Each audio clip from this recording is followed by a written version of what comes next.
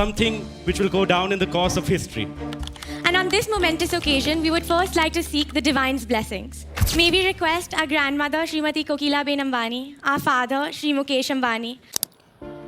តើអ្នកធ្លាប់ឆ្ងល់ទេជីវិតរបស់កូនស្រីមហាសេដ្ឋីលេខ1នៅអាស៊ី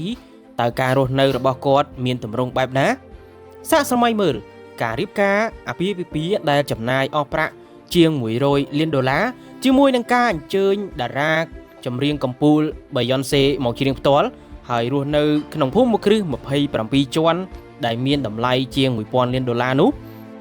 Isha Abani មិនត្រឹមតែជាកូនអ្នកមានដែលចាំតែចាយលុយនោះទេប៉ុន្តែអ្នកនាងគឺជាស្ត្រីដាច់ថែបដែលកំពុងតែកាន់កាប់និងកែប្រែមុខមាត់អាជីវកម្ម Rental ធំបំផុតនៅប្រទេសឥណ្ឌាថ្ងៃនេះយើងនឹងនាំអ្នកទាំងអស់គ្នាទៅដឹងអំពីការពិតជីវិតនិងទ្រព្យសម្បត្តិដ៏មហាសាលនិងផ្លូវដែលឆ្ពោះទៅរកអំណាចរបស់ Isha Abani ប្រវត្តិនិងការអប់រំដល់កម្រិតពិភពលោកការកើតនៅក្នុងគ្រួសារអាបានីដែលមានត្រកូលជាអ្នកមានបំផុតនៅអាស៊ីអ៊ីសានិងប្អូនភ្លោះរបស់នាងអាខាសត្រូវបានចិញ្ចឹមឡើងនៅក្នុងពិភពលោកតែមួយដែលប្រាក់គឺមិនមែនជាបញ្ហានោះទេប៉ុន្តែម្ដាយរបស់អ្នកនាងគឺជាលោកស្រីនីតាអាបានីធ្លាប់បានទម្លាយការពិតថានាងគឺបានកំណត់ប្រាក់នៅក្នុងហោប៉ៅរបស់កូនយ៉ាងម៉ត់ចត់បំផុតកាលនៅពីក្មេងដើម្បីឲ្យពួកគេស្គាល់នៅតម្លៃនៃប្រាក់បន្ទាប់ពីបញ្ចប់ការសិក្សាថ្នាក់វិទ្យាល័យនៅមុំបៃអ៊ីសាបានហោះទៅរៀននៅសហរដ្ឋអាមេរិកគឺដើម្បីសិក្សានៅសាកលវិទ្យាល័យ Yale ផ្នែកចិត្តវិទ្យានិងអាស៊ីសិក្សាហើយក្រោយមកបានបន្តយកសញ្ញាបត្រ MBA ពីសាកលវិទ្យាល័យ Stanford បន្ទាប់មកនាងគឺមិនបានរត់ទៅធ្វើការនៅក្នុងក្រុមហ៊ុនគ្រួសារភ្លាមៗនោះទេអ៊ីសាគឺបានចាប់ផ្ដើមការងារដំបូងជាអ្នកប្រឹក្សាយោបល់នៅក្នុងក្រុមហ៊ុន Ye McKinsey & Company ដើម្បីក្រេបយកបទពិសោធន៍ផ្ទាល់ខ្លួនជាមុនសិនឈានមកដល់ការចូលកាន់កាប់ Reliance Retail and GO នៅក្នុងឆ្នាំ2014អ៊ីសាបានីនៅក្នុងវ័យទើបតែ23ឆ្នាំបានត្រឡប់មកប្រទេសឥណ្ឌាវិញហើយបានចូលរួមក្រុមប្រឹក្សាភិបាលនៃ GO Infocom និង Reliance Retailពាក្យចចាមអារាមនិយាយថាគំនិតនៃការបង្កើតបណ្ដាញអ៊ីនធឺណិតល្បឿនលឿន GO គឺកើតចេញអំពីអ៊ីសានៅពេលដែលនាងមកលេងស្រុកនៅក្នុងវិស្មកាលហើយបានប្តឹងឪពុកនាងអំពីអ៊ីនធឺណិតយឺតយ៉ាវនៅក្នុងផ្ទះប៉ុន្តែសមរភូមិពិតប្រាកដរបស់នាងគឺ Reliance Retail ហើយក្រោមការដឹកនាំរបស់អ៊ីសា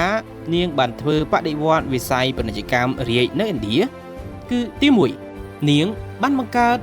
GO ដែលជាកម្មវិធីទិញទំនិញម៉ូដទាន់សម័យវេលុកនៅទីផ្សារយុវវ័យ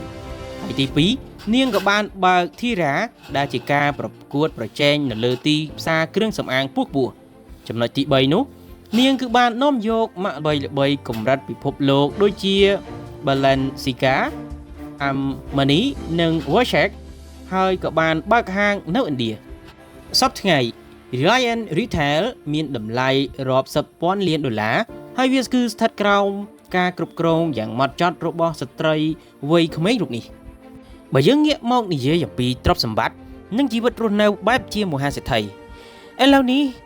ចំណុចដែលគ្រប់គ្នាចង់ដឹងបំផុតគឺថាតើអ៊ីសាអាបានីមានទ្រព្យសម្បត្តិនិងជីវិតហឺហាប៉ុណ្ណាទី1គឺជាភូមិគ្រឹះគូលីតាតម្លៃ$61 លានបន្ទាប់ពីការរៀបការជាមួយនឹងអាណាតភីរ៉ាម៉ាល់ដែលជាកូនប្រុសរបស់មហាសេដ្ឋីអចលនទ្រព្យពួកគេបានផ្លាស់ប្ដូរទៅរស់នៅក្នុងភូមិគ្រឹះគូលីតាដែលមានទំហំ50000 ហ្វីតការ៉េដែលស្ថិតនៅតំបន់ Worli មុំបៃដែលមើលឃើញពីទិដ្ឋភាពមហាសមុទ្រអារ៉ាប់យ៉ាងស្រស់ស្អាតទី2គឺជាមង្គលការដែលមានតម្លៃជាង$100 លានពិធីរៀបអាពាហ៍ពិពាហ៍របស់នាងគឺនៅក្នុងឆ្នាំ2018ដែលគេត្រូវបានប្រសិទ្ធនាមថាគឺជាមង្គលការប្រចាំសតវត្សភ្ញៀវកិត្តិយសរួមមាន Hillary Clinton និងតារា Hollywood មហាសេដ្ឋីពិភពលោកនិង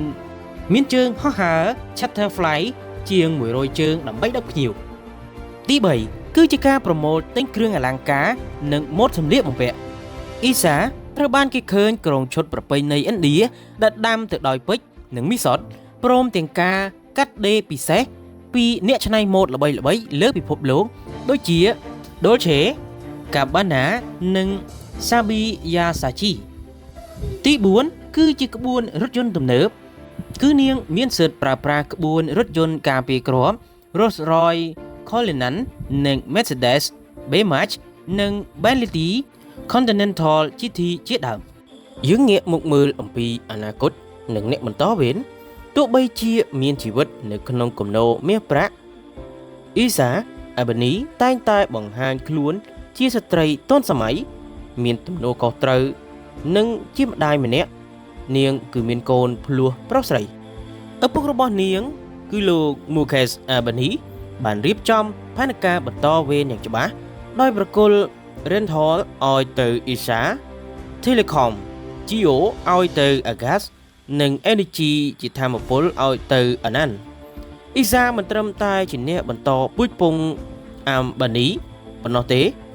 នាងគឺកំពុងតែបង្កើតអាណាចក្រផ្ទាល់ខ្លួនរបស់នាងហើយក៏បានក្លាយទៅជា